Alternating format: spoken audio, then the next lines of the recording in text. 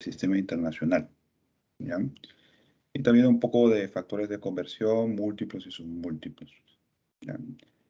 Más que todo vamos a hacer ejercicios con respecto a los múltiplos, a los submúltiplos, eh, con vista a la conversión, ¿ya? Porque es lo que más están pidiendo, ¿ya? Pero igual la parte del desarrollo de la química, el método científico, también va a ser explicado, ¿ya?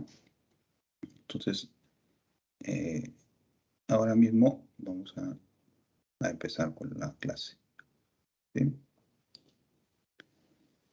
A ver,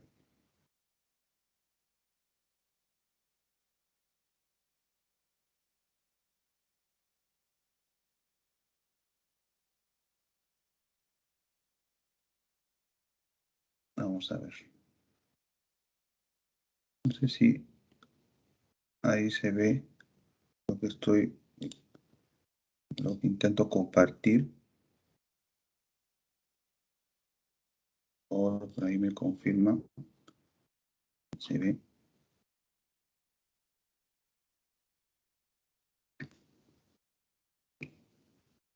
Ya, ahí está. Eso es lo que vamos a realizar hoy día, ¿sí?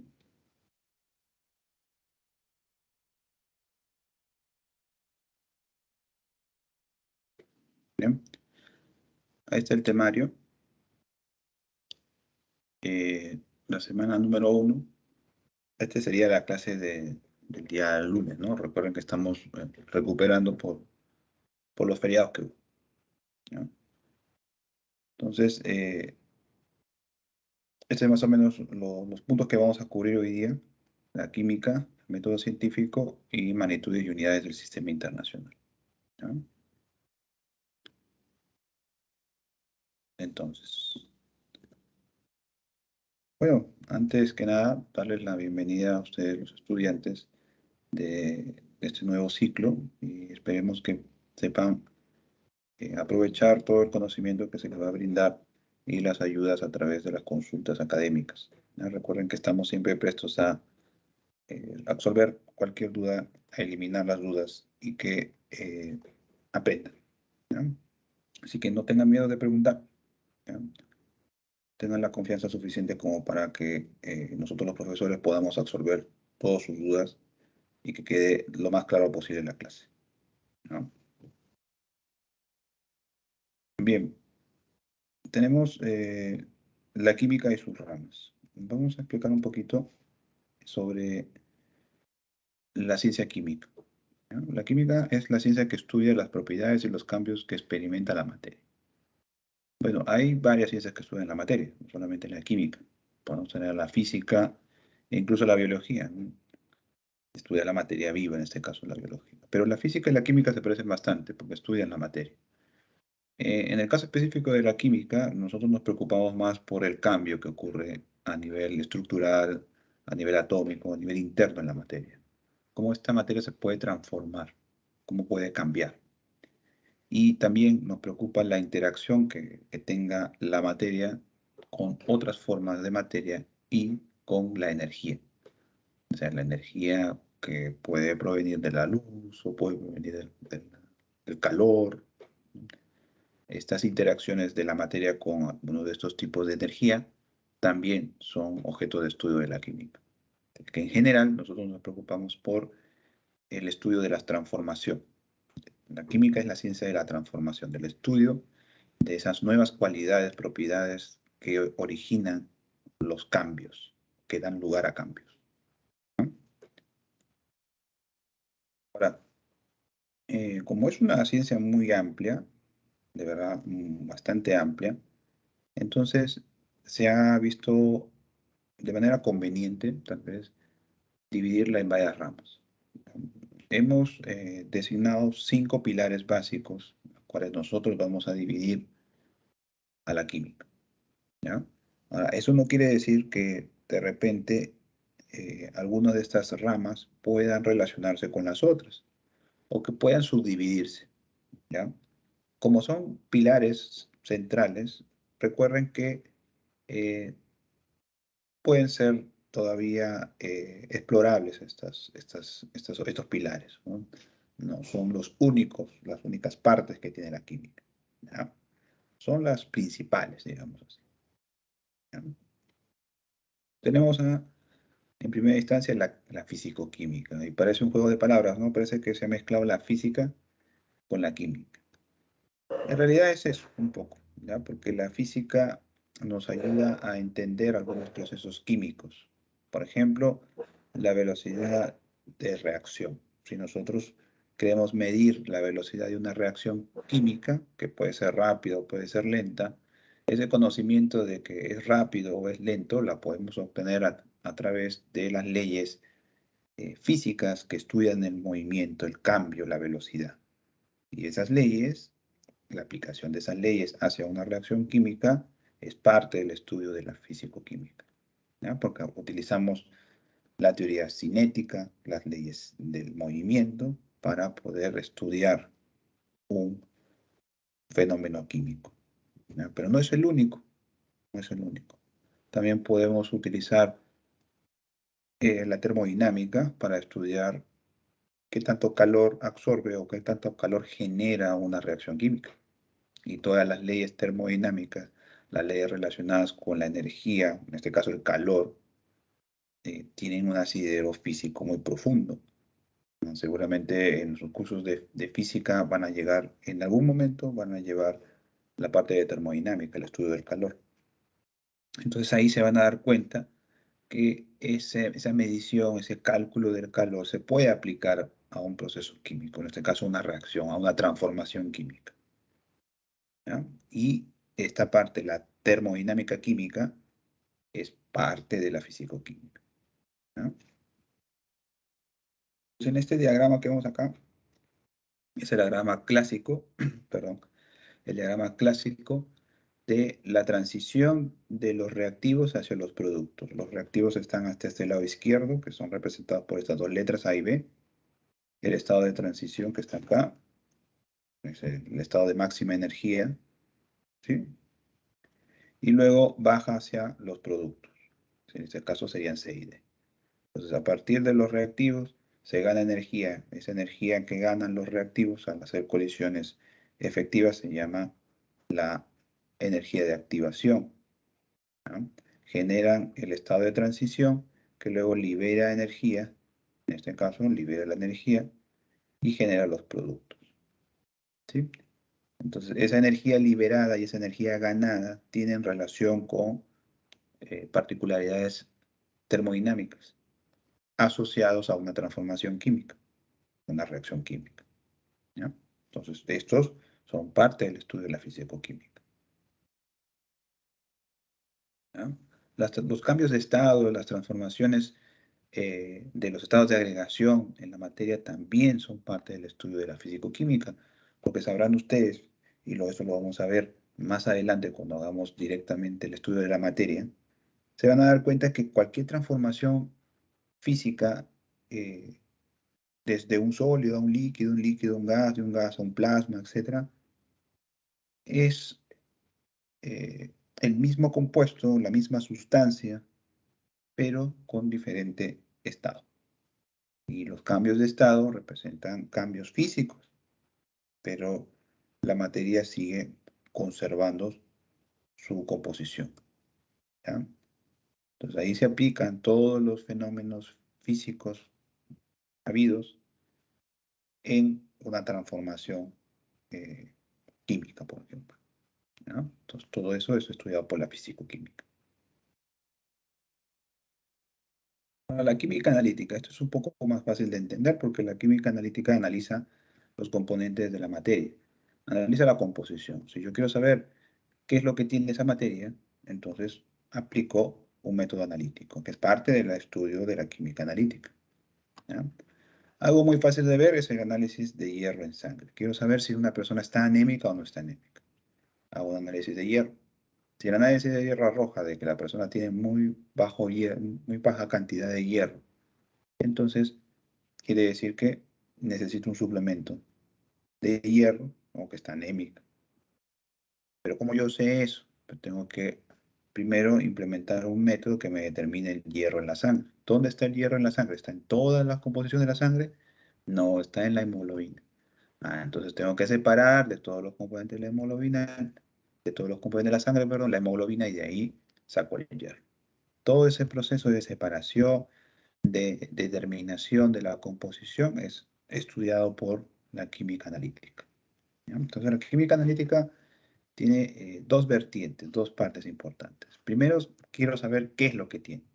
Entonces a eso le han llamado cualitativo. ¿Sí?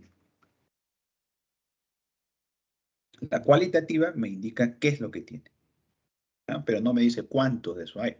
Solamente me dice qué es lo que hay. Y si yo quiero saber cuánto, para eso está la cuantitativa, ¿no? La cuantitativa. Entonces, de todas estas formas de química analítica, ¿ya? Las dos se complementan, porque con una yo voy a saber qué tiene y con la otra voy a saber cuánto de eso hay, ¿no? Esa es la importancia.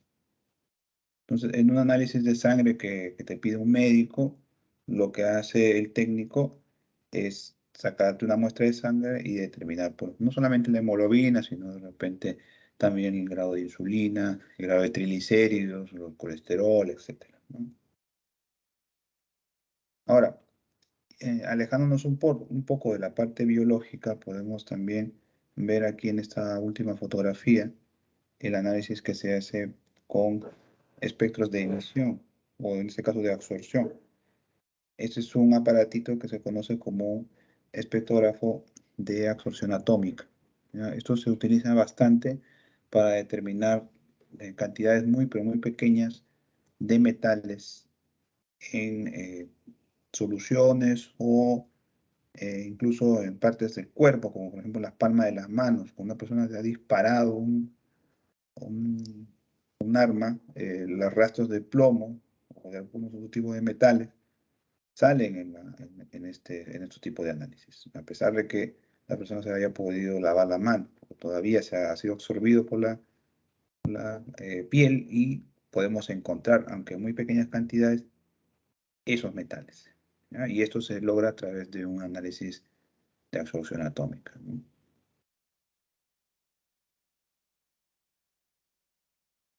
La química orgánica está relacionada, dice, principalmente con el estudio de los compuestos orgánicos. Al decir compuesto orgánico, mucha gente lo relaciona directamente con los compuestos derivados del carbono, ¿ya? Pero hay que tener aquí un poco de cuidado, porque los compuestos orgánicos también tienen carbono, pero no todo lo que tiene carbono es orgánico, ¿ya? Por ejemplo, hay moléculas como el dióxido de carbono o iones como el carbonato que son netamente inorgánicos, ¿sí?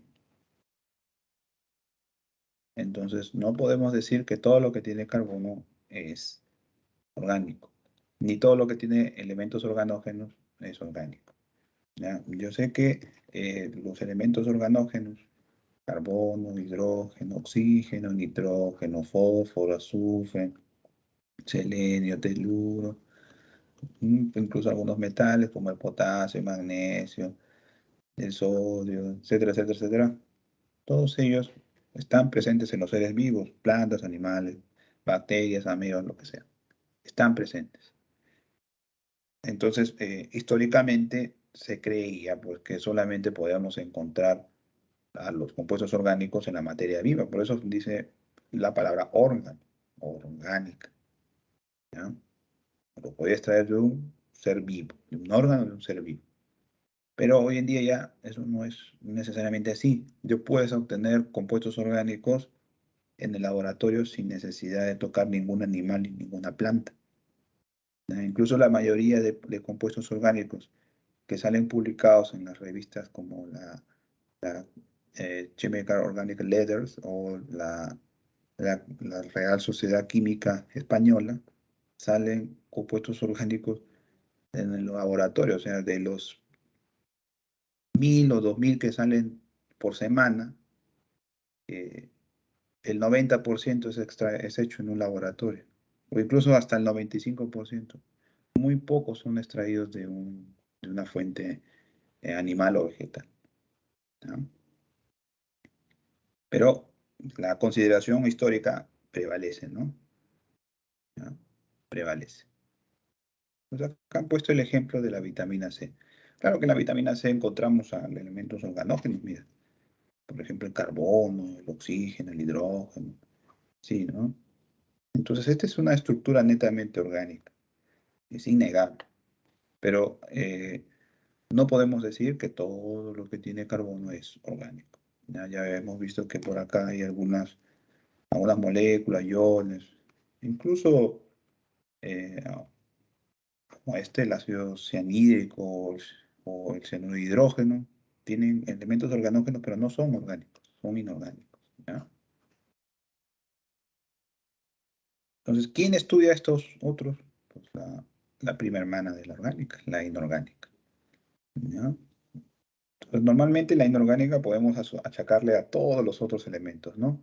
Aunque en realidad no debería ser los otros elementos, sino debería ser todos los elementos. ¿Ya? La química inorgánica acepta el estudio de todos los elementos de la tabla periódica. ¿Ya? Entonces, ahí entre ellos están los organógenos, entre ellos está el carbono, está el oxígeno, está el nitrógeno, están todos los organógenos. Entonces, todos esos compuestos que necesariamente, ustedes saben, no todos van a ser orgánicos, entonces él los estudiará, la química inorgánica. ¿Ya? Por ejemplo, si yo digo, la vitamina C tiene carbono, tiene oxígeno, tiene hidrógeno. Entonces es estudiado por la química inorgánica. No, porque como es un compuesto orgánico, sale de la naranja, entonces, ¿no? Entonces déjale ahí el estudio a su prima hermana, ¿no? A la orgánica. Pero si yo quiero estudiar el carbono en sí mismo, el elemento, ya, entonces si yo quiero estudiar el elemento carbono, me dedico a la química inorgánica, ¿ya? Pero, ¿y si quiero estudiar una molécula hecha de carbono? Quiero estudiar el dióxido de carbono, por ejemplo. Este es muy famoso porque los ambientalistas lo detestan, ¿no? Entonces, desde acá, yo lo quiero estudiar, pero no lo voy a estudiar a través de la orgánica, lo voy a estudiar a través de la inorgánica, ¿ya? Porque este es un compuesto inorgánico, ¿ya? Entonces, acá lo que se ha hecho, se ha preferido, para separar un poco la orgánica de la inorgánica, es relacionarlo con los minerales. Acá tenemos un- una fotografía del oro nativo, o sea, el oro en su estado natural, ya puro, estado elemental.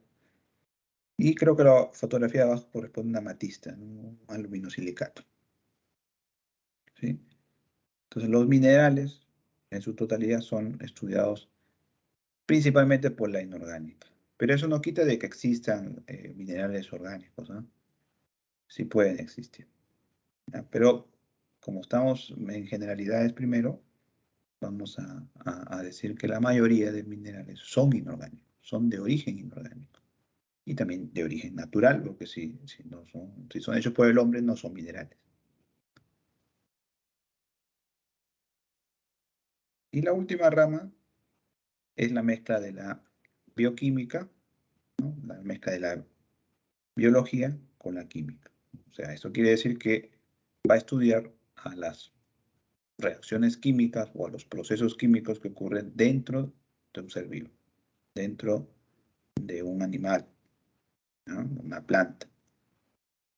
Entonces, por ejemplo, la fotosíntesis. La fotosíntesis es una forma por la cual las plantas pueden crear forma a su alimento, ¿no? ¿Qué utilizan? Utilizan agua, utilizan luz, utilizan eh, la luz solar, ¿sí? El agüita y el dióxido de carbono, ¿no? Que absorben. Esas tres cositas, ¿sí? Ellos crean su alimento. ¿Está bien? Y de pasada forman algunos oxígenos, ¿no? Liberan oxígeno en ese proceso. Todas esas reacciones que ocurren en las hojas, en los tallos, etcétera, son reacciones orgánicas y ocurren dentro de un ser vivo, que es una planta, entonces son estudiadas por la bioquímica. Ahora, yo no quiero las plantas, vamos a los seres vivos. Ya, el ciclo de Krebs, ¿sí? El ciclo de Krebs. El ciclo de Krebs es la forma en que nuestras células, por ejemplo, absorben o obtienen su energía, ¿ya? Y son reacciones orgánicas que ocurren dentro de nuestras células. Este ciclo de Krebs es estudiado por la rama bioquímica, ¿ya? Entonces, las moléculas de origen eh, biológico, digamos así, las llamadas biomoléculas, están presentes pues en todos los seres vivos, ¿no? Los ácidos nucleicos, los lípidos, las proteínas, las vitaminas, los carbohidratos, estas moléculas son parte de la vida, ¿ya? Y por lo tanto son estudiadas por esta rama específica de la química, ¿no? Por la bioquímica. Entonces, el simple hecho de nosotros respirar, de alimentarnos, ¿ya? Incluso hasta de mover nuestros brazos, nuestras piernas, esto es producido debido a una reacción que ocurre dentro de nuestro cuerpo, ¿ya? La energía que obtienen tus células para poder activarse, generar movimiento, son generadas mediante la degradación de algunos tipos de biomoléculas. Y eso ocurre todo el tiempo dentro de tu cuerpo y tú no te das cuenta, ¿ya? Todas estas partes, todos estos procesos, todas estas reacciones son estudiadas por la bioquímica.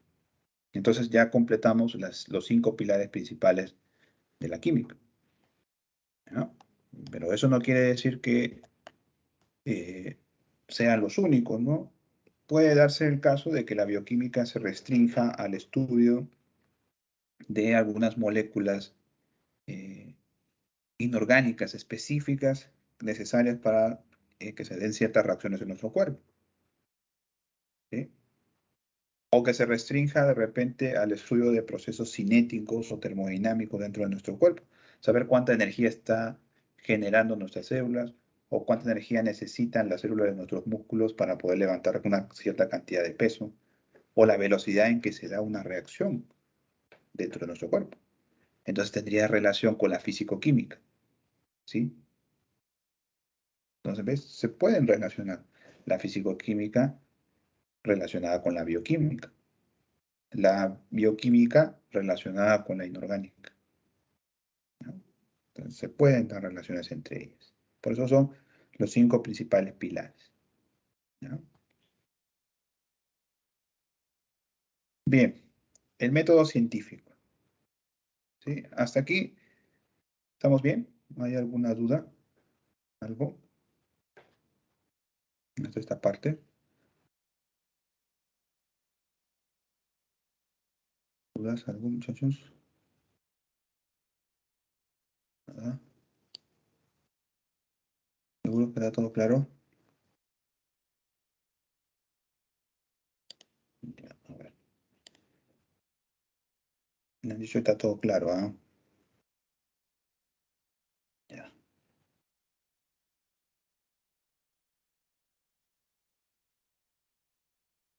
a ver.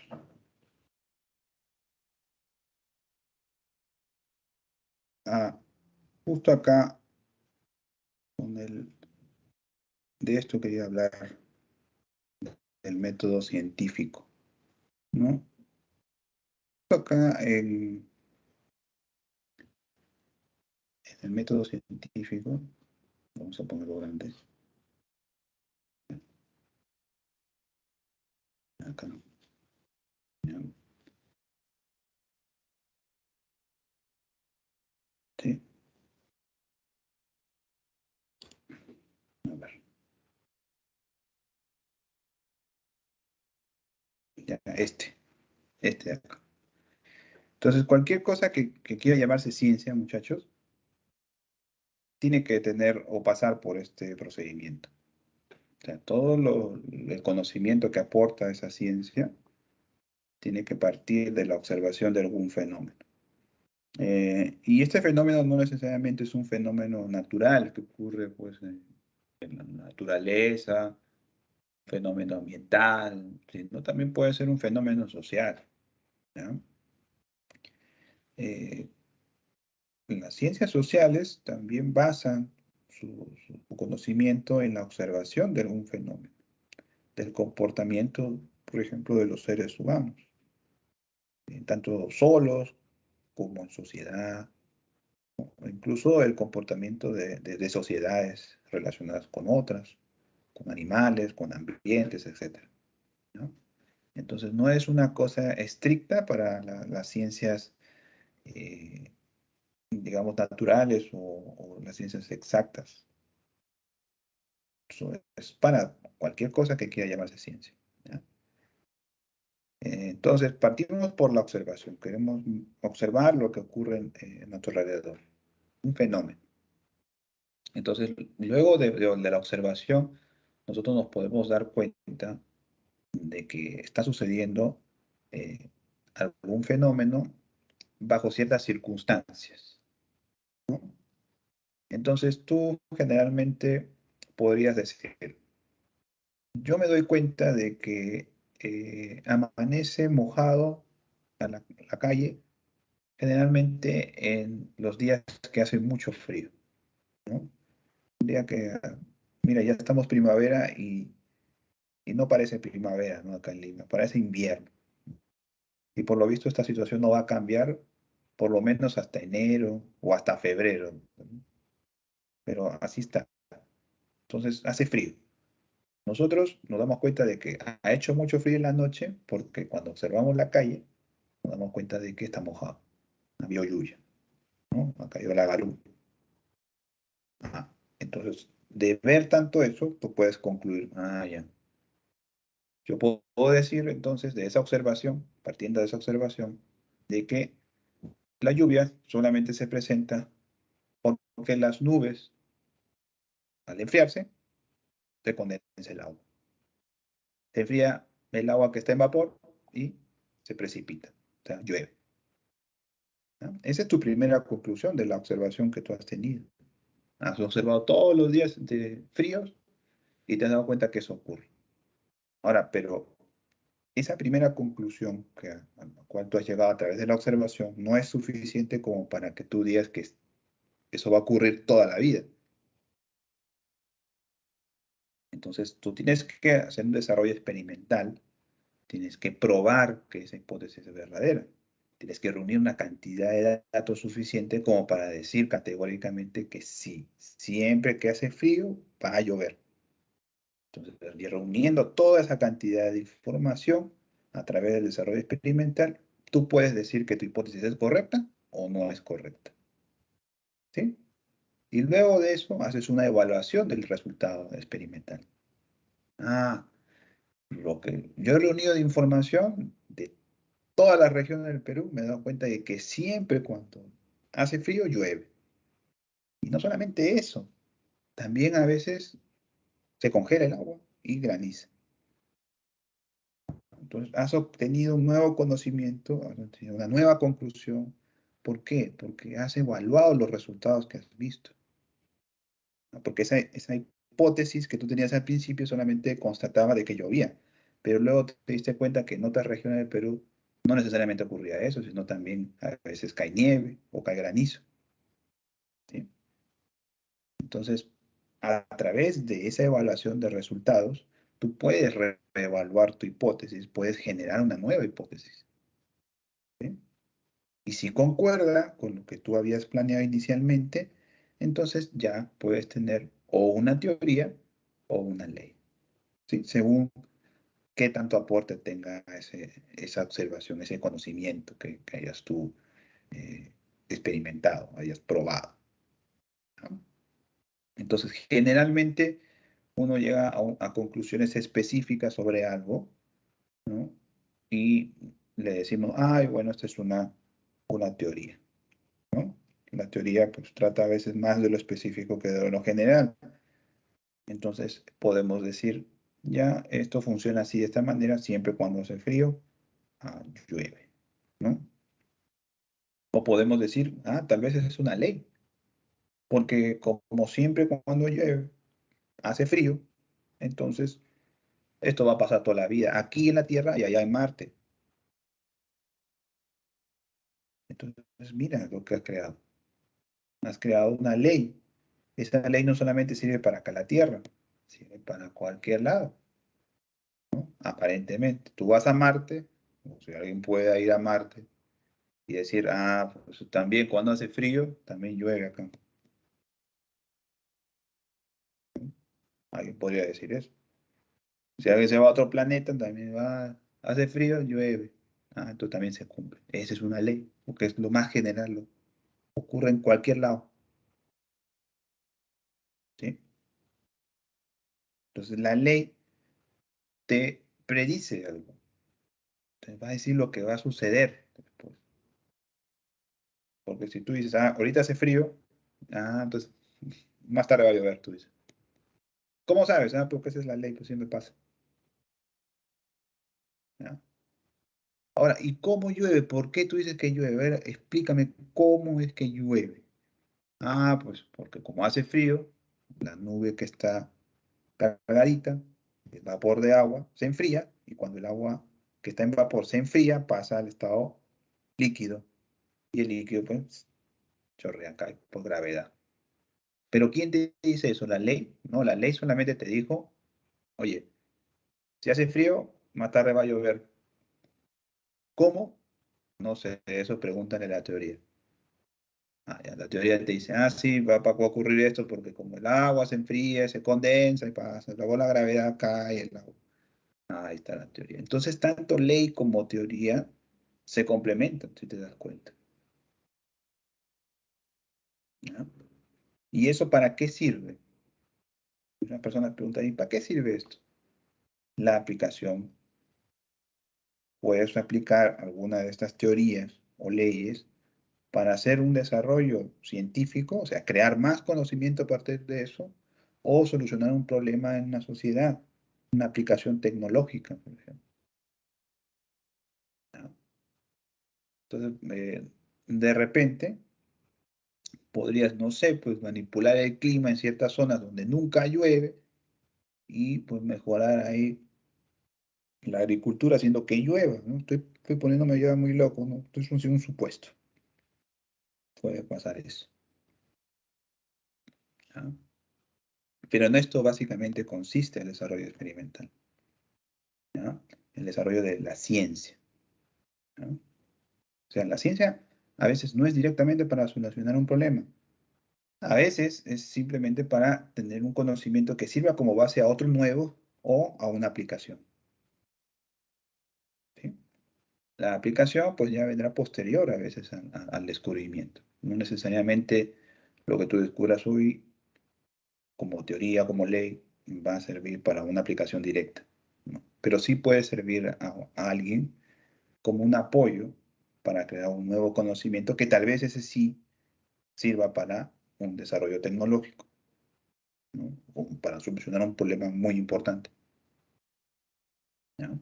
Así que igual hay que hacer ciencia, hay que desarrollar la ciencia. Como quieras, vas al mismo lugar, ¿sí?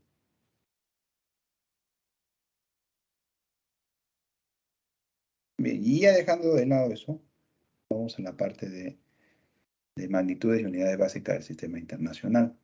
Nosotros estamos suscritos a este sistema que es de origen francés, ¿no? Lo que pasa es que todavía eh, tenemos relegado el sistema anglosajón, el sistema de los británicos, bueno, de los estadounidenses también, que a pesar los estadounidenses tienen una historia un poco extraña porque ellos también están suscritos al sistema internacional. Lo que pasa es que conviven todavía con su sistema antiguo y no han hecho, creo, lo suficientemente el esfuerzo para poder ya dejar de lado su sistema antiguo y asumir ya por todos los medios, ya de manera general, al sistema internacional. Es por eso que tú a veces consultas libros estadounidenses y te vas a dar cuenta que están en los dos, O de repente te hablan más del sistema antiguo, del anglosajón. Entonces dicen, ah, pues esos gringos pues están mal porque no usan nuestro sistema internacional. No es que no lo usen, ellos también lo usan, pero como que están en el limbo entre los dos, no saben qué hacer, ¿no? Entonces nosotros directamente estamos asumiendo el conocimiento del sistema internacional, ¿ya? Como datos extra podemos conocer el sistema anglosajón, pero lo que sí o sí tenemos que saber es del sistema internacional, ¿ya? Eso sí ya va eh, como un principio básico para cualquier estudiante, ¿ya? Entonces, ¿cuántas magnitudes tenemos en el sistema internacional? Bueno, en el sistema internacional tenemos 7, son las básicas. A partir de ellas se crean cualquier otro tipo de magnitud. ¿Y qué es una magnitud? Es cualquier propiedad que es susceptible en un objeto, un pedazo de materia, a ser medido, ¿sí? Por ejemplo, ahorita tengo mi laptop. Mi laptop tiene alto, ancho, tiene peso, ¿sí? Todo eso es susceptible a ser medido, todas esas propiedades que he nombrado. Entonces, eso es una magnitud. Ahora, ¿la unidad qué es? La unidad es el patrón que te va a servir para medir esa magnitud, ¿sí? Yo puedo decir, ah, este dedo es mi patrón. A partir de este dedo, yo voy a decir cuántos dedos mide la pantalla de mi laptop. 1, 2, 3, 4, 5. Ya, ahí está. Pero ese es tu patrón. De repente tu compañero dice, no, no, no, yo no quiero ese patrón. Este va a ser mi patrón, mi lapicero. 1, 2 lapiceros nomás mide. Entonces, tú tienes el patrón del dedo. Tu compañero tiene el patrón del lapicero. Son dos unidades distintas que no necesariamente están de acuerdo, pero que se pueden convertir una en la otra, ¿sí? Es por eso que nosotros en longitud sabemos que es metro, claro, porque siempre escuchamos, cuando medimos la longitud, medimos en metros o en algún múltiplo del metro, kilómetros, por ejemplo. Pero también hemos escuchado que lo miden en millas o en yardas, ¿sí? Entonces no es la única forma de patrón de medida de esa magnitud. Tenemos otras, ¿no?, conviviendo con nosotros. Igual la masa, ¿no? La masa, que en el sistema internacional la unidad es el kilogramo, puede decir alguien, no, pues las libras y las onzas. Entonces, bueno, pero en el sistema internacional es kilogramo. El tiempo va en segundo. Ah, pero el tiempo lo puedo medir en años. Intensidad de corriente, ampere. Bueno, creo que es la más conocida. No he escuchado de otra. Por lo menos hasta donde yo sepa, siempre me han dicho es ampere. En temperatura, sí, ¿no? En temperatura podemos decir, ah, pues temperatura yo conozco varias. Conozco, aparte de Kelvin, del sistema internacional, conozco el grado centígrado, conozco el Fahrenheit, conozco el Rankine, conozco varias unidades, ¿sí? Igual cantidad de sustancia, mol. Mol lo vamos a utilizar para todos lados. De hoy en adelante, esa palabrita la vas a ver por todos lados, sobre todo en estequiometría, en la cantidad de sustancia. Y la intensidad luminosa, candela, ¿no? Aparece en lúmenes, pero para el sistema internacional es candela, ¿no? De las derivadas podemos mencionar algunas, estas no son todas, en realidad son algunas. Tenemos aquí el volumen, que parte pues de la longitud, 3 veces la longitud es el volumen. La densidad, que es la masa entre el volumen. La velocidad, que es metros por segundo, ¿no? La aceleración, metros por segundo al cuadrado. La fuerza, que es kilogramos por metro segundo al cuadrado. La presión, que es newton por área, metro cuadrado. Y la energía, que es joules. Energía de joules. Todas estas son algunas magnitudes y unidades derivadas del sistema internacional. No son todas, son algunas. ¿No? Y acá estamos dejando de lado, por ejemplo, el área, que es metro cuadrado. Entonces, estamos solamente hablando de algunas. Ahora, múltiplos y submúltiplos. Eh, Estas tablitas lo que te indican es primero el factor, el prefijo y el símbolo, que son las tres cosas vitales para poder tú eh, reescribir o escribir valores grandes o pequeños. Si yo quiero escribir de una manera más cortita un valor grande, utilizo los múltiplos, los que están en verde, todos estos que están acá al lado izquierdo en verde. Pero si yo quiero hablar de cosas muy pequeñitas, ¿no? Escribir, por ejemplo, 10 a la menos 12 centímetros. Pues hablo de un picómetro, ¿no? Chiquitito. Entonces, utilizo esta parte derecha de la tabla. ¿Ya? Entonces, estos valores de factor, estos prefijos y estos símbolos son necesarios que ustedes eh, los graben en su cabeza. ¿Ya? Porque a veces en los problemas no te dan el valor del factor. Te dicen solamente el símbolo y tú tienes que saber el factor correspondiente. ¿Ya?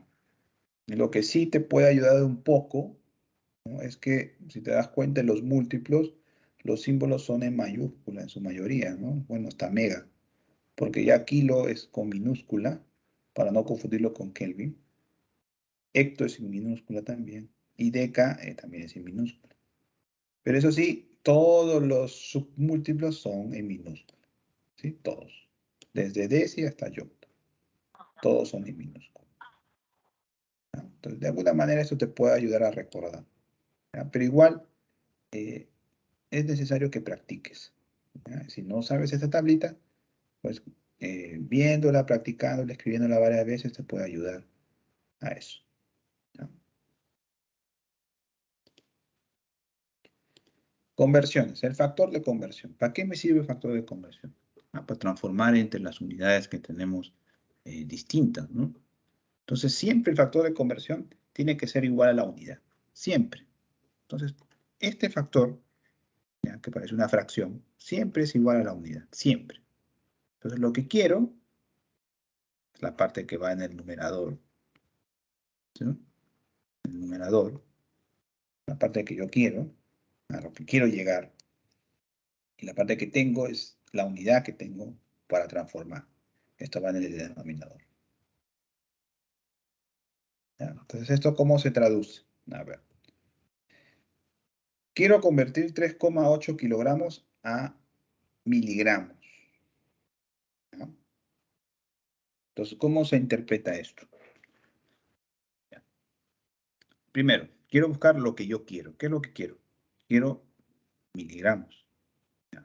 Entonces, arriba tiene que ir miligramos. ¿Ya? ¿Qué es lo que tengo? ¿Qué es lo que tengo para convertir? Kilogramos. Tengo kilogramos. Acá va kilogramos. ¿Ya? Ahora, ¿esto ya directamente es la unidad? No, eso no es la unidad. ¿Sí? Yo no puedo decir que un miligramo es igual a un kilogramo. Si lo divido, no me da uno. ¿No? Esto no me da uno. Entonces, ¿qué hago? Tengo que transformarlo. ¿Sí? Tengo que transformarlo. Entonces, ¿qué es lo más fácil de hacer acá? Fácil. Vamos a la intuición. 3,8. Si yo tengo kilogramos, lo que me conviene y más fácil es transformarlo a gramos primero. ¿Por qué? Porque ya sé cuánto es kilogramo. Yo sé que un kilogramo es 10 al cubo gramo. Son 1000 gramos. ¿Sí? Por eso cuando me dicen medio kilo son 500 gramos. ¿No? Tú vas al mercado y dices medio kilo de azúcar, medio kilo de arroz. Son 500 gramos. ¿Sí? Entonces voy a transformar primero a gramos. ¿Ya? Entonces decimos 3,8 kilogramos a gramos por mi factor de conversión. Lo que quiero es gramos primero. Entonces, 10 al cubo gramos. ¿Por qué? Porque eso es lo que vale 1 kilogramo. ¿Ah? Entonces, aquí, este factor que acabo de escribir, ese sí vale 1. ¿Sí? Yo divido y me sale 1. ¿Ya? Entonces, acá, kilogramo con kilogramo, adiós. Ahora, pero no he solucionado todavía todo, ¿eh? También me puede decir, falta el miligramo, todavía no he llegado al miligramo. Ya. Vamos a poner el otro factor. ¿Cuánto es 1 miligramo? 1 miligramo es 10 a la menos 3 gramos. ¿Está bien? 10 a la menos 3 gramos. ¿Sí? Entonces, yo lo que quiero es miligramos. Digo, ya. 1 miligramo es 10 a la menos 3 gramos. ¿Está bien? Entonces, aquí ya se va gramo con gramo. Adiós gramo. Y me queda ya miligramos. Entonces, ¿cuánto sería? 3,8 por 10 al cubo dividido entre 10 a la menos 3. ¿Esto cuánto nos da? Recordando matemática, potenciación, cuando tiene la misma base, y está dividiendo, se resta, ¿no? 3 menos 3, 6. 6. Y esto sería miligramos. ¿No? Ahí está. Entonces, ¿no? Ese es, en eso consiste la transformación, muchachos. ¿Sí? ¿Se entiende?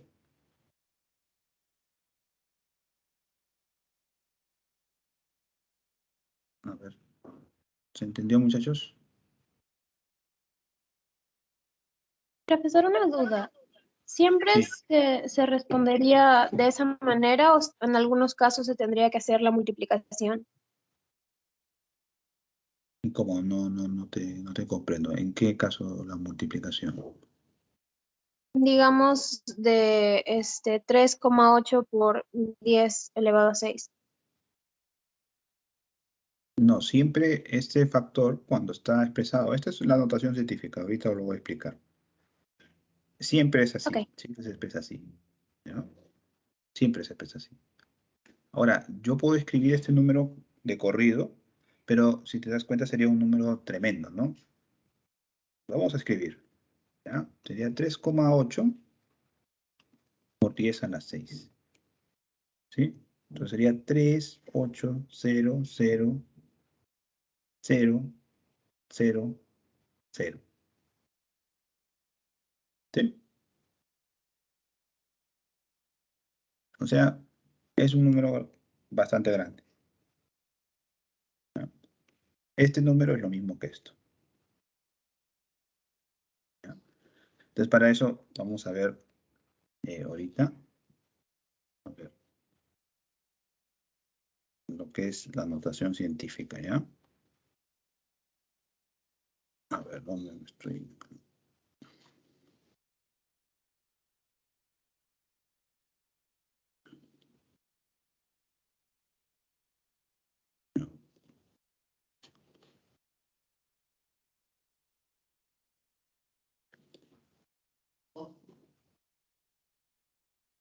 Sí. Acá. Bueno, esta. Esta es notación científica. Cuando queremos expresar un valor, ¿ya? Cualquier valor, ¿sí?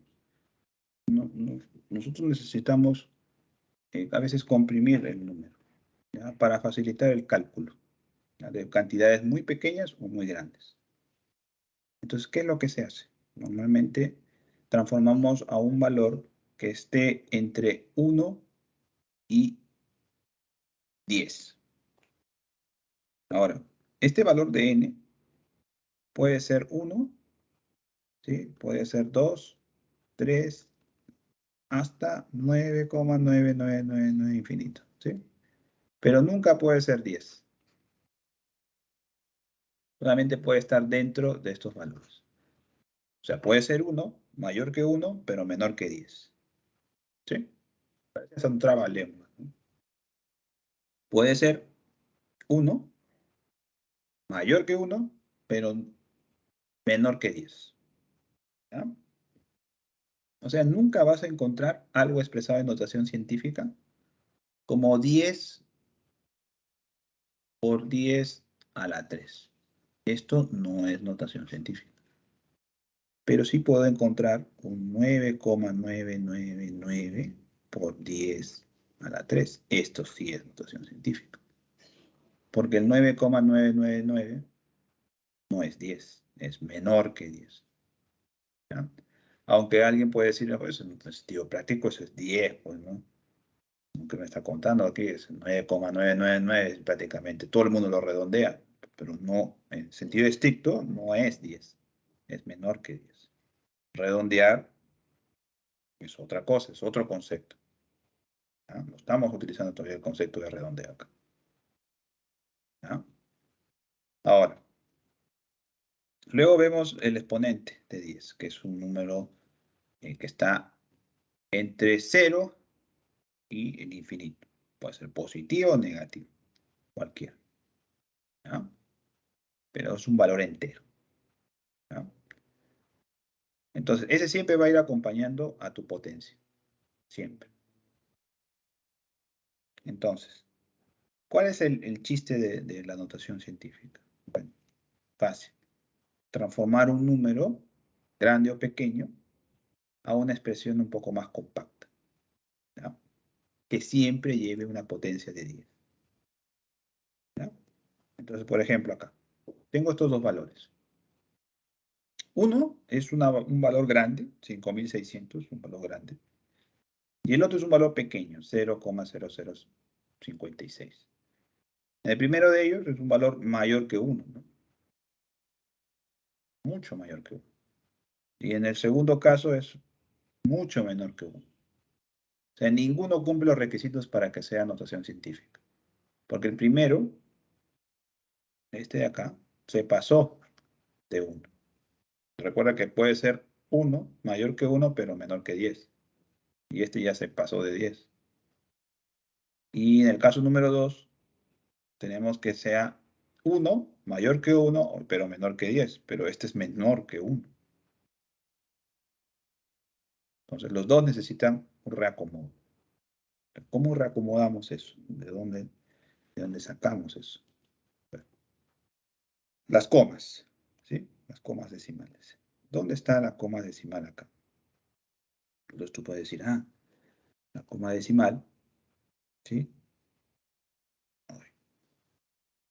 ¿Sí? La coma, antes de ir acá, la coma decimal, ¿dónde está acá? Aquí. Ahí está la coma, ¿sí? Porque a mí en el cole me enseñaron, esto es 5600,0. Es lo mismo, 5600, pues. Porque ese cero para ese lado no vale nada, no es significativo, ¿sí? Entonces, pero ahí está la coma, existe. Entonces, ¿cuántos espacios tenemos que moverla para que lleguemos al valor que esté comprendido entre 1, mayor que 1, pero menor que 10? A ver, movemos un espacio. Si movemos acá, sería 560. Todavía sigue siendo mayor que 10. Otra vez, sería 56. 56 sigue siendo mayor que 10. Último salto. Acá. Ahora sería 5,6. 5,6 sí cumple porque es mayor que 1, pero menor que 10. Sí cumple. Ahora, por.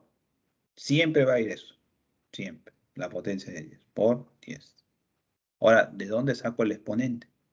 El exponente es directamente el número de movimientos que existe de tu coma decimal. ¿Cuántos movimientos existe? 1, 2, 3. 3 movimientos. 3. Ahora, positivo, negativo. Eso depende. Si moviste al lado de izquierdo o derecho. Yo lo estoy moviendo hacia el lado izquierdo, ¿no? Hacia la izquierda se está yendo la coma. Se está moviendo de aquí hacia acá.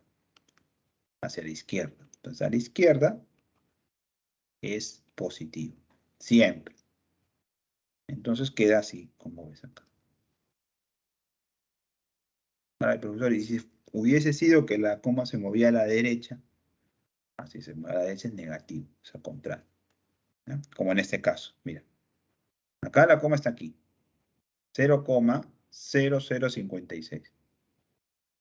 Yo necesito un valor que esté entre 1, mayor que 1, pero menor que 10. Tengo que mover la coma. ¿No? 2, todavía no es mayor que 1. 3, ahí es. Recién es mayor que 1. 5,6. Por 10. Directo pones por 10. ¿Cuántos movimientos de coma hice? 1, 2, 3. Te preguntas, ¿negativo o positivo? ¿Hacia dónde moviste la coma? Hacia el lado derecho. ¿Sí? Derecha. Si es derecho, entonces es negativo. Entonces es menos 3. ¿Sí? Y ya está. Ambos valores están expresados en notación científica. ¿Ya? Ambos valores. ¿Sí? Entonces, ven que es un poco más compacto la escritura. Me permite de repente multiplicar más fácilmente la parte decimal y dejar la parte de potencia de 10 a un lado, ¿no? En realidad, pues tiene muchas ventajas.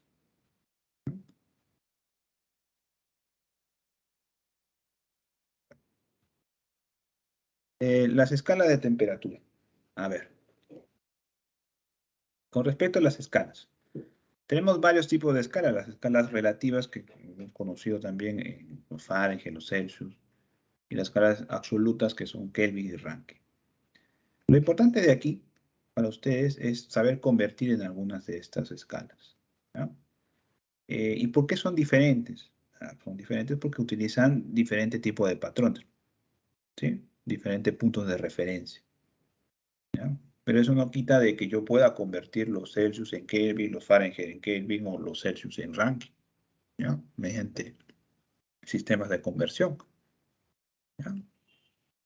Entonces tú te vas a dar cuenta que cualquiera de estas unidades son interconvertibles, ¿ya? Pero ¿mediante qué? Así a simple vista, no, mediante una ecuación, ¿sí? Que es esta, ¿ya? Esa es, digamos, la ecuación universal para transformar cualquier tipo de escala de las que hemos visto aquí, de las 4 que ves acá, al resto, ¿no? Ahora, ¿esto lo tengo que saber? Sí, tienes que saberlo de memoria, ¿ya? Esta relación de escalas se puede convertir en una forma más simplificada, ¿ya? Es la que está aquí, que yo también recomiendo que la utilicen porque es mucho más pequeña, ¿ya? Pero conozco a muchos alumnos que han empezado haciendo esto, ¿no? Y que el cuadro que está en verde no lo utilizan mucho, ¿sí? Pero ya, yo dejo a tu criterio, cuál para ti más fácil, y tú lo utilizas como te convenga, ¿no? Luego la comparación de tamaño. Esto me sirve para cuando hay diferencias de temperatura, ¿sí? Para diferencias o cambios, ¿ya? ¿Eso qué quiere decir? Cuando me digan, la diferencia entre la temperatura inicial y la temperatura final es tanto. Entonces, ¿cómo la calculo en grados centígrados a Kelvin? Ya no vas a estar calculando, primero transformo este a Kelvin, después el otro a Kelvin, y ahí hago la diferencia. No. para simplificar ese proceso, necesitas o tienes esto, ¿no? Esto es algo más sencillo, ¿sí? Mucho más sencillo. Entonces yo digo, ah, ya, si tengo un de diferencia o de cambio, 1 °C, ese grado centígrado será en Kelvin. Si tengo 1 °C de diferencia y quiero calcular en Fahrenheit, será 1.8 de ese valor en Fahrenheit. ¿Sí? Entonces eso simplifica mucho las cosas, mucho el proceso. ¿Ya?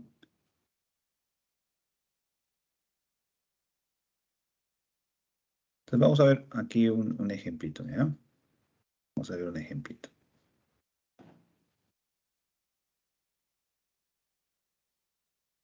Entonces, me dice, ¿cuánto es la temperatura? La diferencia, perdón, de temperatura en este caso. Pues hago la diferencia de la temperatura final menos la inicial. La final es 37.5 y la inicial era 39,5. Entonces la diferencia es 2 grados, ¿no? Menos 2 grados, ¿correcto? Me dice, determine la variación de su temperatura expresada en Fahrenheit y en el sistema internacional. Como dice el sistema internacional, directamente este es Kelvin, ¿sí? Ah, entonces puedo transformarlo ya a Kelvin, ¿no? ¿Sí? Porque la variación es 2. Entonces yo digo, ya, si la variación de temperatura en grados centígrados es 2, yo sé que la misma variación, pero en Kelvin, también es 2. ¿Sí? ¿Por qué? Por esta relación. ¿Sí? Va de 1 a 1.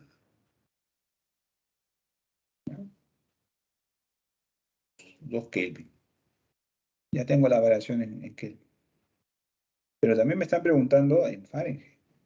Ah, pero en Fahrenheit es, 1 °C es 1.8 en Fahrenheit. Como son 2, entonces sería 2 por 1.8, o sea, 3.6. Ahí está. 6. Está utilizando aquí un factor de conversión, o puedes utilizar tu regla de 3 de toda la vida, ¿no? 1 °C equivale a 1,8 Fahrenheit, pero yo no tengo diferencia de 1 °C, sino 2, entonces 2, ¿cuánto será en Fahrenheit? Será 3,6 grados Fahrenheit. ¿Sí? Ahí está. Entonces ya tienen la diferencia, ya no hay problema.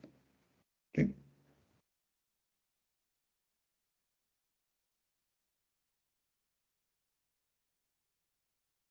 Y ahí está en Kelvin, ¿no? La que hemos hallado en el inicio. Bien, volumen. Volumen está en metros cúbicos, ¿no? Ese es en el sistema internacional. Pero lo que interesante sería acá poder calcular o hacer una transformación directa de metro cúbico, por ejemplo, a mililitro, que es lo que comúnmente piden, ¿no? Entonces yo digo, 1 m³ es igual o es equivalente a 10⁻⁶ mililitros. Y como mililitro es el gemelo de centímetro cúbico, pues puedo decir lo mismo aquí. Puedo decir lo mismo. 1 m³ es 10⁻⁶ centímetros cúbicos. ¿Sí? Estos dos factores son igualitos. ¿Ya? Me permite cambiar a lo que quiero. Por esto lo puedo invertir convenientemente. Puedo decir 10⁻⁶ mililitros es 1 m³. Claro, es lo mismo. ¿Sí?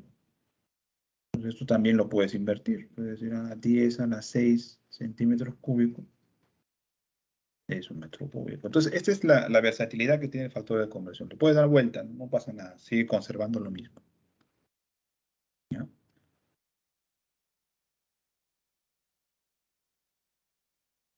Por ejemplo, acá, este ejemplito. Tenemos 5 metros cúbicos. ¿Sí? 5 metros cúbicos. 5 metros cúbicos Y quieren saber cuántos recipientes necesito de 500 mililitros en total para dividir esta cantidad de leche, ¿no? ¿Cuántos recipientes de 500? Entonces tengo que dividir entre la misma unidad, porque no puedo dividir 5 metros cúbicos entre 500 mililitros. No, tengo que homogeneizar. Entonces me conviene transformar estos 5 metros cúbicos en mililitros. Por lo que quiero sobre lo que tengo. ¿Qué es lo que quiero? Quiero mililitros. ¿Qué es lo que tengo? Metro cúbico. Entonces un metro cúbico es 10 a la 6 mililitros, ¿no? Entonces acá se va. Adiós. Y me queda 5 por 10 a la 6 mililitros. Ahora, recién aquí ya puedo dividir entre 500 mililitros, ¿no? Entonces, para yo saber el número de envases, ¿ya? De envases es igual a 5 por 10 a la 6 mililitros dividido entre el volumen de cada recipiente, que es 500. 500 yo lo puedo transformar en 5 por 10 al cuadrado, ¿no? ¿Sí o no? Esto es 500. Es 5. Acá está la coma. Muevo 1, 2, 0 por 10. 1, 2, 2. ¿A dónde se movió? Hacia la izquierda, positivo. Ahí. Entonces queda así. Bien. Mililitros. Mililitro con mililitro se va. Y me queda 10 a la 4. Ya necesitaré 10 a la 4 envases. Y esto en buen cristiano, ¿cuánto es? 10.000 envases. O botellas. Como quieras. ¿Sí? Pero no hice la división directa, ¿no? Transformé primero esa unidad de metro cúbico a mililitro, ¿ya? Para poderlo dividir. Acá está la presión. En el sistema internacional es el Pascal. Disculpe, Y aquí, ¿podría volver a la anterior diapositiva un momento, por favor? el anterior, ya. Ok, gracias. Presión, ¿ya? La presión. Seguro que la mayoría de ustedes está relacionado con la presión, pero no en la unidad de Pascal, sino en milímetros de mercurio, o en atmósfera, o en Torricelli, o en bares, o en PSI, a veces en diferentes unidades, pero menos la de Pascal, ¿no? La de Pascal para la mayoría es totalmente desconocida como unidad de presión, ¿ya? Acá se ha puesto las principales equivalencias, mira, la de atmósferas a milímetro de mercurio, que es la típica, y la de atmósfera Torricelli, ¿ya? Cualquiera de estas me sirve para armar mi factor de conversión, ¿ya? Cualquiera. Entonces, por ejemplo, acá, ¿no? Yo quiero expresar el valor de 253, voy a hacer ese ejemplo nada más, a milímetros de mercurio al sistema internacional. O sea, quiero llevarlo a Pascal, ¿ya? A Pascal. Entonces, por mi factor de conversión. Supuestamente acá ya tengo el valor de Pascal. Yo puedo utilizar solamente esta partecita para simplificar las cosas. O sea, 1,01 por 10 a la 5. ¿Está bien? Ah, ya. 1,01 por 10 a la 5 pascales equivalen a 760 milímetros de mercurio. Entonces acá, chao, chao. Y ya transformé, ¿no? Lo mismo puedes utilizar para atmósferas, ¿no? 253 milímetros de mercurio para atmósferas. Yo quiero una atmósfera, ¿cuánto equivale? A 760 milímetros de mercurio. Entonces, adiós milímetros de mercurio. Y ya solamente sería cuestión de multiplicar. Pero igual ya tienes transformado la unidad, ¿ya? Esa es la ventaja. La densidad.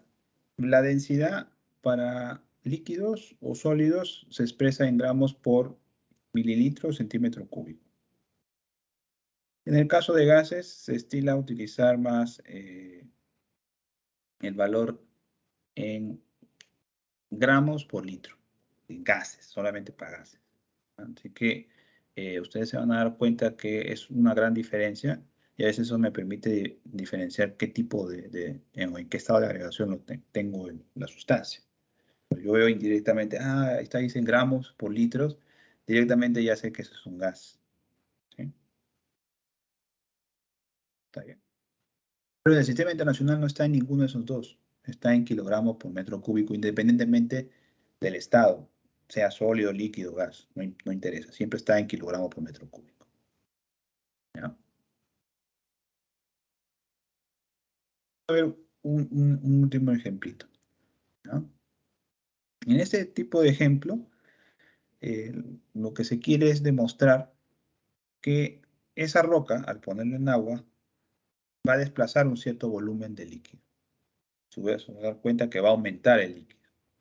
Entonces, ese aumento que se genera es la diferencia de ese volumen inicial y final, es el volumen de la roca. ¿No? Porque este ocupa un espacio que va a tener que desplazar el agua, porque los dos no ocupan el mismo espacio. ¿No? Entonces, el agua sube hasta 30 mililitros en este caso, hasta aquí, ¿ya? Hasta 20 mililitros. De 20 mililitros hasta 30. Dices, ya, entonces la roca, ¿cuánto de volumen tiene? Fácil, la diferencia. Bueno, el volumen de la roca es igual al volumen final menos el volumen inicial. ¿Cuánto es el final? 30. ¿Y cuánto es el volumen inicial? 20. 10. ¿Ya? 10 mililitros. Entonces, ese 10 mililitros es el volumen de la roquita. ¿Ya? Esa es la diferencia. ¿Siempre es así? Sí, siempre que tú metes un objeto dentro de otro, siempre desplaza un cierto volumen y esa diferencia es el volumen del objeto. ¿Ya? Ahora, como nos piden la densidad de la roca, esto es igual a la masa de la roca, ¿sí? Dividido entre el volumen de la roca. ¿Ya? ¿Cuánto es la masa? 26 gramos. ¿Ya? La masa, según dato del problema, es 26 gramos. 26 gramos. ¿Sí? Y el volumen es 10 mililitros. ¿Sí? Pero ninguno de estos está en el sistema internacional. Ninguno. Entonces, bueno, que transformarlo. Entonces, la masa es 26 gramos. Lo vamos a transformar a kilogramos, porque eso es en el sistema internacional. Lo mismo acá, los mililitros a metros cúbicos. Entonces, utilizamos el factor de conversión. Lo que yo quiero, ¿qué es lo que quiero? Kilogramo. Un kilogramo equivale a 10 al cubo gramos. Adiós, entonces, gramos. Y me queda, entonces, 26 por 10 a la menos 3 kilogramos. ¿Está bien? Sí, ahí está. Ahora, el volumen de la roca es igual a 10 mililitros, pero yo lo quiero en metro cúbico. Entonces, lo que quiero va arriba, metro cúbico. ¿Cuánto es el metro cúbico a mililitros? 10 a la 6. ¿Sí? Adiós, mililitros y me queda 10 a la menos 5 metros cúbicos. ¿Está bien? Ahí está. ¿Ya? Ahí está. Entonces ya es cuestión de dividir nada más. Sería 26 por 10 a la menos 3 kilogramos entre 10 a la menos 5 metros cúbicos. ¿Sí? Sería 26 por 10 a cuadrado kilogramos por metro cúbico. Ahí está. ¿Sí? Esa sería la densidad. ¿Está bien? ¿Quedó claro eso?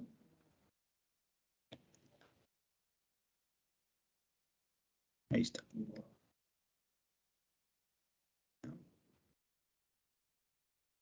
Es un cuadro comparativo, ¿no? Esto no es necesario que lo sepan de memoria, simplemente es como referencia nada más, ¿no? Es una referencia.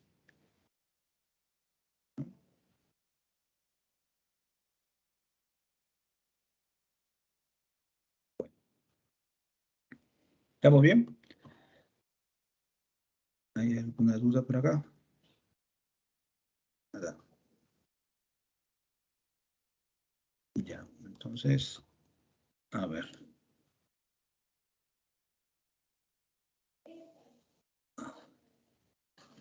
¿Dónde está? Acá.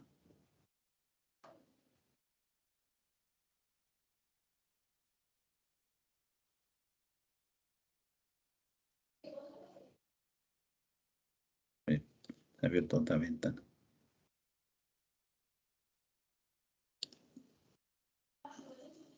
Ya, ahí estamos. Sí.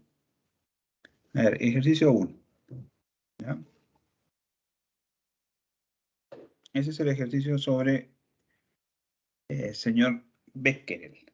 ¿Ya? El señor Becquerel dice que notó que al poner en contacto su compuesto con uranio, entonces se dio cuenta de que eh, lo envolvió en un papel negro, le producía casi el mismo efecto con los rayos X, decía él, ¿no? Entonces, esto a él le llamó la atención. Esto fue, entonces, esto que notó es una observación, ¿ya? Es una observación. Él no estaba haciendo un experimento, él se dio cuenta nada más de que eso sucedía. Entonces, como le pareció interesante, ¿qué es lo que hizo posteriormente? Ah, bueno, dice, creo que lo que está pasando aquí es que hay una radiación que proviene del uranio, ¿ya? Que no es originada por una reacción química, ¿ya? Sino es que el mismo uranio emite una radiación y que hace que se vele la placa fotográfica, ¿ya? Entonces, para probar esto, él tenía que hacer un experimento, porque esto que está aquí, que él supuso, es una hipótesis, ¿no? Es una hipótesis, ¿ya? No sabe si es verdad o no, él tiene que, que probar esto, ¿no? Entonces, para probarlo, dice que él aumentó la concentración del uranio en el compuesto químico. O sea, que puso más uranio, ¿ya? Y se dio cuenta de que efectivamente provenía del uranio, más no de la sal, ¿ya? Entonces era el uranio el que estaba jugando el papel revelador en la placa fotográfica, ¿ya? Entonces, pero él hizo un experimento porque tuvo que probar su hipótesis. Este es un experimento. Entonces, ¿ya? Entonces tenemos los tres pasos del método científico, ¿no? La observación, la hipótesis y el experimento, ¿sí? Entonces, ahí está ya documentado, ¿sí? Entonces, la alternativa sería la D, ¿ya? ¿Está claro?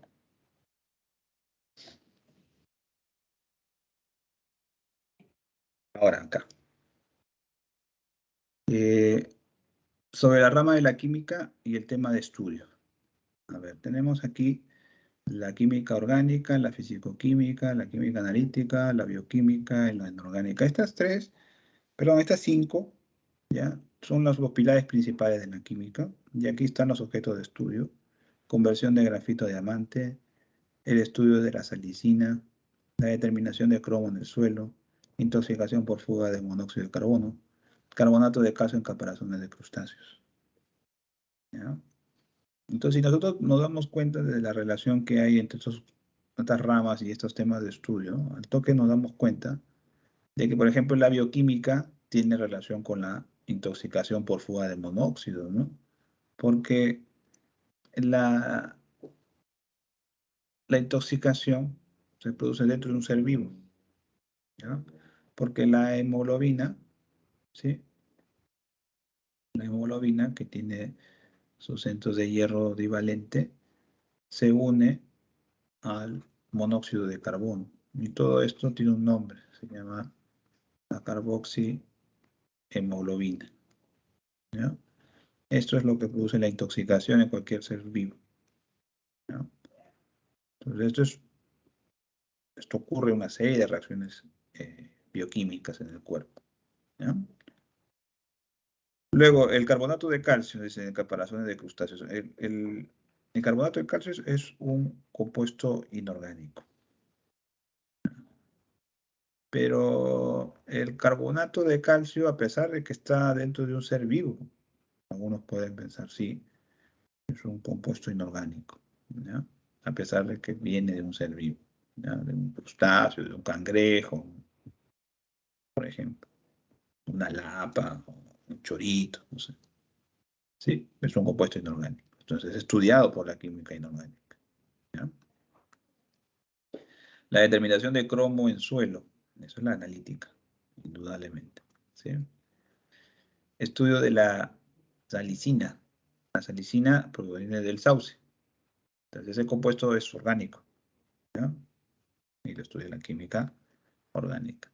Entonces, el único que queda, la conversión de grafito en diamante, pues será la físico-química. Acá se manipulan eh, temperaturas y presiones, que son particularmente eh, variables de estado físicas, ¿ya? Porque al aumentar la presión en el grafito, forzamos a que cambie su constitución de una bidimensional, que es la del grafito, hacia una tridimensional, que es la de un diamante, ¿no? Casualmente, en el grafito, a pesar de que es puro carbono, tenemos un tipo de estructura hexagonal, como si fuera un panal de abeja, ¿sí? De esta manera, ¿ya? Y así un montón de veces, ¿ya? Entonces acá hay un tipo de, digamos, hibridación específica en el átomo de carbono, que es la sp2, ¿ya? Pero esta es una red plana, una red bidimensional en el grafito. Por eso es que el grafito tú lo sientes como untuoso en la palma de tu mano. Tú eh, cuando escribes y sientes que él como que se desliza la punta del lápiz sobre el cuaderno, ¿no? Y eso solamente es posible en esta estructura porque las capas de grafito, que son planas, son, digamos, como una hojita, ¿ya? Interactúan con otras mediante fuerzas débiles, que son las fuerzas de dispersión del London, ¿sí? Estos London son bastante, es por eso que se pueden desplazar una sobre otra. Tú puedes raspar una y mover la otra, y la otra, y la otra. Entonces, ese movimiento es producido por el deslizamiento de capas que hay en el grafito. Pero en el diamante eso no ocurre porque el diamante tiene otro tipo de estructura, que es una estructura tridimensional en forma de un tetraedro, como puedes ver acá, ¿ya? Ese es un diamante, ¿ya? El diamante, la hibridación del carbono cambia totalmente a un sp3, ¿ya? Entonces aquí el, el, el carbono ya no es una estructura plana, es una estructura tridimensional, ¿ya? Es tridimensional. Esto hace que el diamante sea uno de los materiales más duros que conocemos, ¿sí? Dentro de la escala mineralógica de Mohs, es el mineral que más dureza tiene y que particularmente rompe o raya el resto de minerales. Es debido a su estructura tan compacta que tiene. A pesar de que los dos son carbonos, están hechos del mismo elemento. Al variar su estructura, hace que tenga propiedades totalmente distintas, ¿no? Bueno, ahí está. Esta es la respuesta entonces. La letra, ¿ya? La letra N.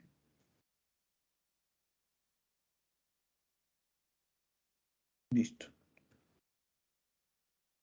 A ver, el otro. Sobre Chernobyl. ¿Ya? Nos piden aquí, en toda esta lectura, ¿cuántas magnitudes básicas y derivadas tenemos? ¿Ya? A ver, no tenemos básicas aquí al principio. No, mira. Nos dice 3200 megawatts. Recuerda que watts es una magnitud, ¿no? Derivada. ¿Ya? Derivada. ¿Por qué? Porque esta es energía por unidad de tiempo. ¿Ya? Ese es watts. Entonces acá también, en estos 1000 megawatts también es energía por unidad de tiempo. Entonces no, estas son derivadas, las dos son derivadas. ¿Ya? Eh, el área que menciona acá, que es 142.000 kilómetros cuadrados, ¿no? Esto sí es derivado también. ¿Por qué? Porque esto indica área. ¿Ya? Es un área, sino cuadrado, ¿no? Y luego menciona 4.500 toneladas de plomo. Esta es masa. Esta es masa, pero esta es masa, esto ya no es derivada, esta es básica. Esta temperatura es básica también. A una altura ese de 1000 metros. 1000 metros, altura, esa es longitud, es básica. 30 años. 30 años es tiempo, es básica. Del incidente, la OMS informó que al momento se presentaron alrededor de 4.000 casos de cáncer. Bueno, y ahí ya no hay más, ¿no? Entonces tenemos ¿cuántas básicas? 3, 4. ¿Y cuántas derivadas? 3. Entonces ya tenemos la respuesta, ¿no? La C. ¿Sí? Está el cuadrito para que lo veas más detenidamente. ¿Ya? ¿A qué hace referencia cada una de esas unidades que he marcado hoy? ¿Ya?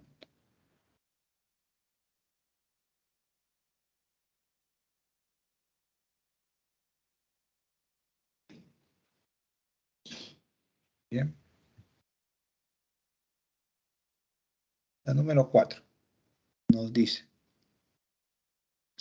determine la o las equivalencias o equivalencias correctas o correctas. A ver, en la primera tenemos la equivalencia de 4.500 millones de años. A ver, 4.500, vamos a ver, perdón, acá me sobre un cero.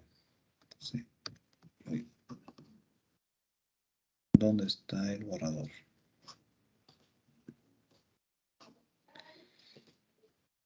Borrador. Sí, acá.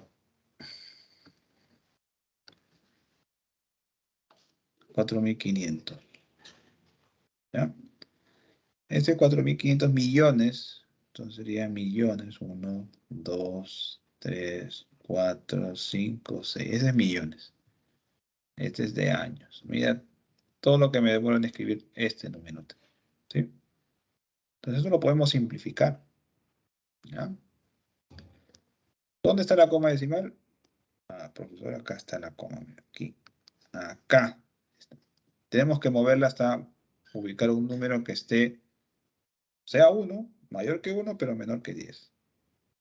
1, 2, 3, 4, 5, 6, 7, 8, 9. Ahí recién cumplimos el caso. Sería 4,5 por 10 a la 9. 9 por los movimientos de coma que hicimos para llegar al número deseado. ¿Hacia dónde movió la coma? Hacia el lado izquierdo. Entonces es positivo. Queda igualito. Sería años. Ya, ya está. Correcto, entonces. Está bien. ¿Sí? Es correcto. Ya, el siguiente, a ver, que sería kilogramo a teragramo. ¿Sí? A ver. 5,976 por 10 a la 24 kilogramos. ¿Sí? Kilogramos. Esto lo tengo que transformar a teragramos. ¿Ya? Entonces, primero me conviene transformarlo a gramos. 10 al cubo gramos, o sea, 1000, es igual a 1 kilogramo. Entonces, adiós kilogramo. Ahora sí, pasamos a teragramo. Un teragramo es 10 a la ¿cuánto? A la 12. ¿Sí? Entonces acá se va gramo con gramo. Y ya está. Me queda 5,976 por 10 a la 15, ¿no? Teragramo. Ah, esto está bien. Este también está bien. ¿Ya? Entonces acá tenemos la 1 y esta es la 2. Ya nos falta la 3. A ver, sería 1,083 por 10 a la 21 metros cúbicos. Lo quiero pasar a centímetros cúbicos. Por 10 a la 6 centímetros cúbicos, recuerda, es igual a 1 metro cúbico. ¿Ya? Este es mi factor de conversión. Entonces acá, adiós metro cúbico. Y nos queda ya en centímetros cúbicos. ¿Cuánto es esto? ¿Sí? 1,083 por 10 a la 27 centímetros cúbicos. ¿Sí? Entonces no, acá no está, sí, está mal. La número 3, 4, perdón, 4. Sería 6,370 por 10 a la 3 kilómetros. Lo quiero pasar a gigámetros. A ver, entonces, ¿cuánto sería? Sería por, primero, kilómetros a metros. 10 al cubo metros es 1 kilómetro. ¿Sí? Entonces, adiós kilómetro, adiós kilómetro. Ahora sí. ¿Cuánto es 1 gigámetro? ¿Sí? 10 a la 9 metros. ¿Sí? 10 a la 9 metros. Entonces, ya se va metro con metro. ¿En cuánto nos queda? Queda 6,37 por 10. A ver, esto. Por 10 a la menos 3, ¿no? Gigámetros. Pues acá tampoco está bien. ¿Sí? Tampoco está bien. Entonces, los únicos que están correctas sería la letra B, ¿no? La 1 y la 2, nada más. Ellos son los únicos que están bien, están correctos. ¿Ya?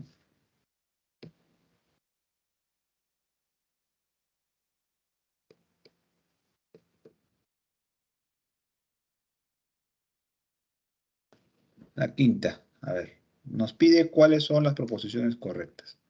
La concentración medida en mol por litro corresponde a una magnitud básica.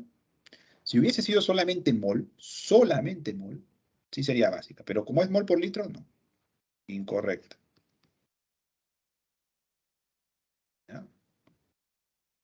2. ¿La densidad es considerada como magnitud derivada? Sí. En el sistema internacional se mide en kilogramos por metro cúbico. Sí, ese es correcto. Correcto. En el sistema internacional, la diferencia de temperaturas entre ebullición y fusión es 221 Kelvin. A ver, ¿cuánto es la diferencia entre este y este? 203 menos 18. 221. Esto es en grados centígrados.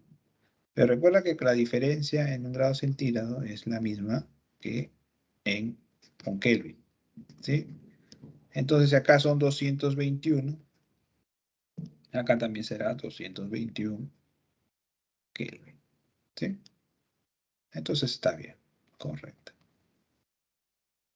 Entonces, ¿cuáles son las correctas? La 2 y la 3, porque la 1 está mal, ¿no? Ya está. La respuesta sí. ¿Sí?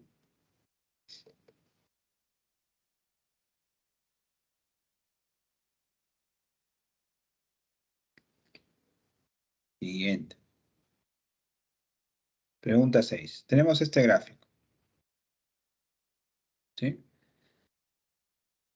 Desde el tiempo cero inicia un calentamiento, mira, hasta 660 grados centígrados, hasta aquí.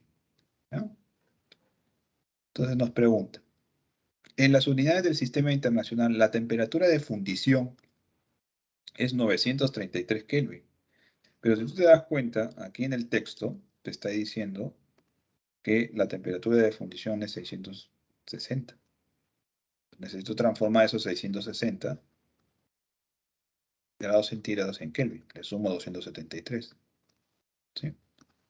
Y esto me da 933 Kelvin. Entonces esto está bien. ¿Sí? Verdadero.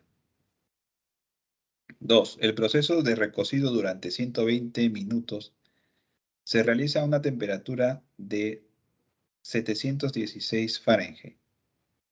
¿Sí? Dice que se baja la temperatura, acá en el texto dicen, se baja la temperatura a 380 durante 120 segundos, a esta temperatura. Entonces transformo estos 380 grados centígrados a Fahrenheit. Lo divido entre 5, sería F Fahrenheit menos 32 entre 9. Entonces aquí ya obtengo cuánto es en Fahrenheit. Y esto es 716. Entonces otra vez está bien. Tercero, la temperatura en que se inicia el proceso de enfriamiento es 942 Rankine. La temperatura de enfriamiento, según el proceso, es 250. ¿Ya? Esta es la 1, esta es la 2 y esta es la 3. ¿Ya? El enfriamiento.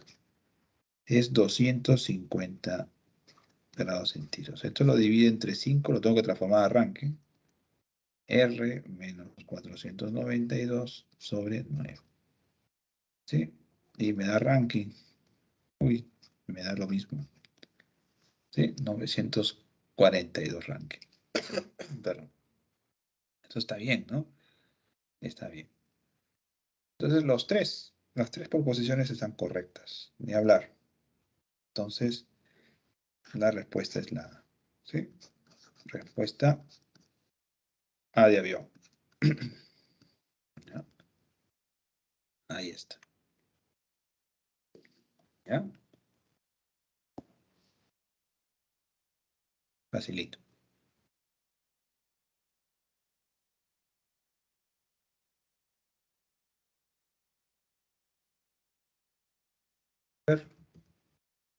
La número 7. Tenemos que transformar el volumen en metros cúbicos, la temperatura en Kelvin y la presión en pascales, porque eso es lo que nos están pidiendo. Todo en el sistema internacional. Primero el volumen. A ver, volumen es 5 por 10 al cubo litros. Directo. 5 por 10 al cubo litros. Utilizo mi factor de conversión que está acá. Un metro cúbico es 10 al cubo litros. Litro por litro se va. Y me queda metro cúbico. Entonces, me da el metro cúbico 5 por 10 a la 0. Está bien. Ahora la temperatura. La temperatura es menos 196 grados centígrados, ¿no? Eso es lo que está diciendo. Esto lo transformo a Kelvin, ¿sí? Le sumo 273 y me sale 77 Kelvin. Pero eso no está en notación científica, como acá. Hay que mover la coma. La coma está aquí. Movemos un espacio. Entonces sería 7,7 por 10 a la 1 Kelvin. ¿Sí? Ya está. Ahora, falta La presión. La presión. La presión es 2,28 por 10 a la cuarta milímetros de mercurio. Según el dato del problema, que tú ves acá, dice que 760 milímetros de mercurio equivalen a 1,01 por 10 a la quinta pascal.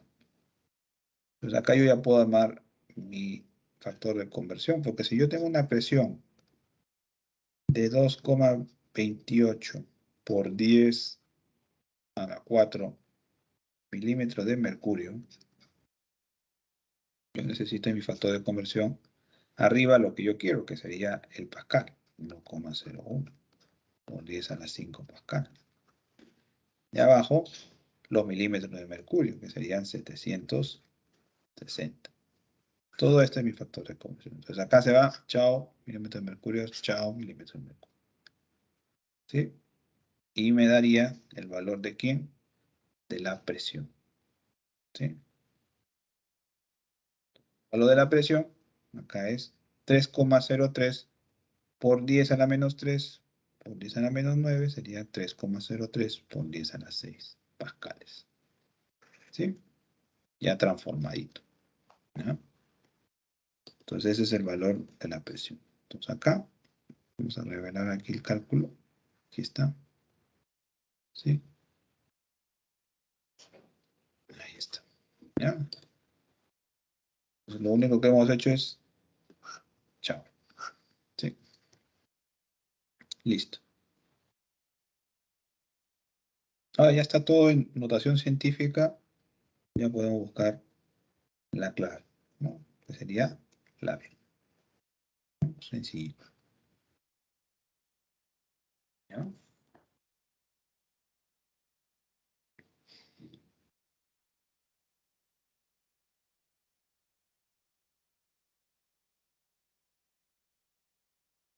Bien, por último, a ver, la última preguntita. ¿Sí? Nos da la masa de una pieza de metal, ¿ya? Y nos piden cuál es el material de esa pieza de metal. Nos dan el desplazamiento que sufre luego de agregar esa pieza de metal a una probeta, cuánto es desplazamiento de agua.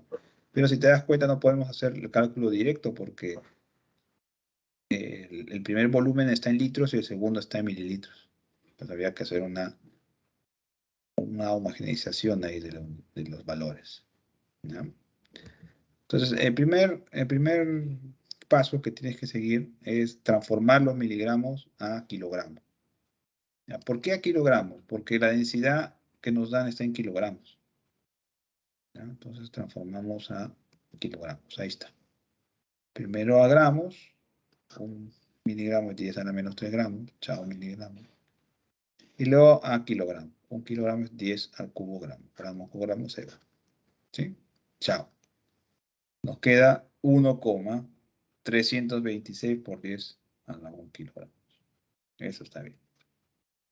Ahora, faltan los volúmenes. El volumen 3 por 10 a la menos 1 litro, vamos a pasarlo a metros cúbicos. Casualmente porque la densidad también está en esa misma unidad. Transformamos un metro cúbico, es 10 a la 3 litros, litro por litro se va. Y me queda 3 por 10 a la menos 4 litros. Ya está. Ahora el segundo valor, luego del desplazamiento. Luego del desplazamiento es 2 por 10 al cubo mililitros. Lo vamos a transformar a metros cúbicos. ¿Sí? Igualito con el factor de conversión, mililitro por mililitro se va. Y me queda 2 por 10 a la menos 3 metros cúbicos. Entonces tú dices, ya está en la misma unidad, ya puedo hacer la diferencia. No, porque las potencias de 10 son iguales. Entonces, ¿qué tengo que hacer? O transformas este 10 a la menos 3 en 10 a la menos 4 o al revés. Entonces, lo que yo he visto conveniente es transformar el 2,0 por 10 a la menos 3 en 10 a la menos 4.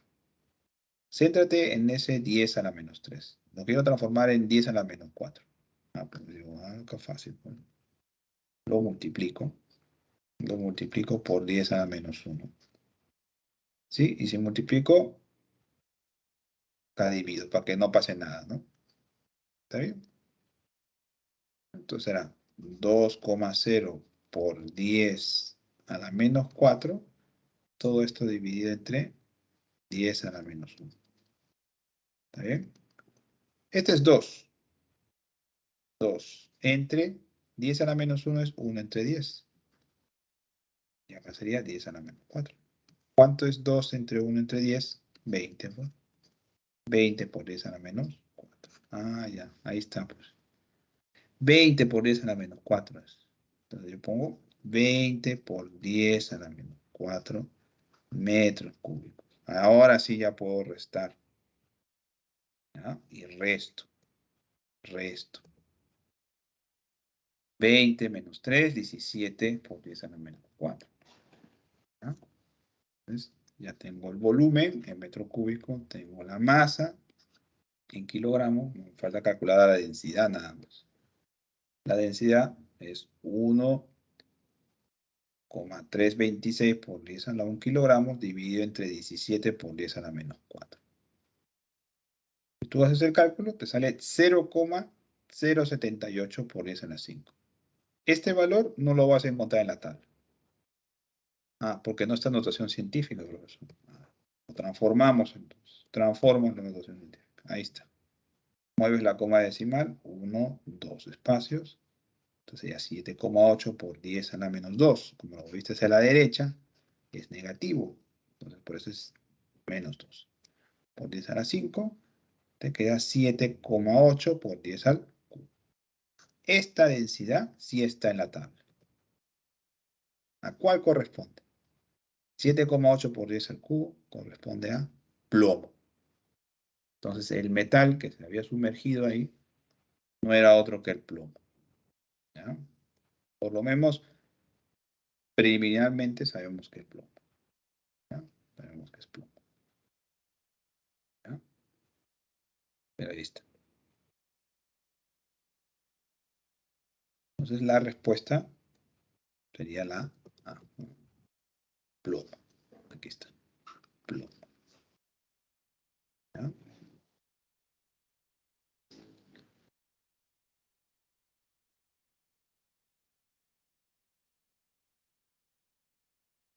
¿Ya?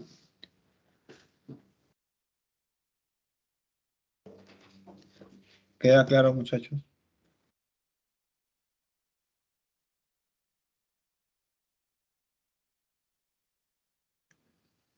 Profesor, Sí, dígame. ¿ese PPT lo subirá a la plataforma? No, este PPT no se puede subir a la plataforma. Solamente tiene acceso al video nada más. Ok, profesor. Bien. Listo, entonces. Acá tienen las claves de los problemas propuestos para que los vayan viendo. Y recuerden que también tienen un sistema de consultas académicas que pueden ahí los profesores resolver las dudas acerca de estos problemas propuestos. ¿Ya? Solamente yo estoy dando las claves nada más. Si hay algún tipo de duda acerca de estos problemas, en las consultas académicas ayudarán a resolvérselo. ¿Ya? Si no, pues conmigo también la próxima semana no tengo ningún problema en hacer estas consultas. ¿Ya? Bueno, muchachos. Listo entonces. Nos vemos la próxima semana. ¿Ya? Muchas gracias y buenas noches. Cuídense. Hasta luego.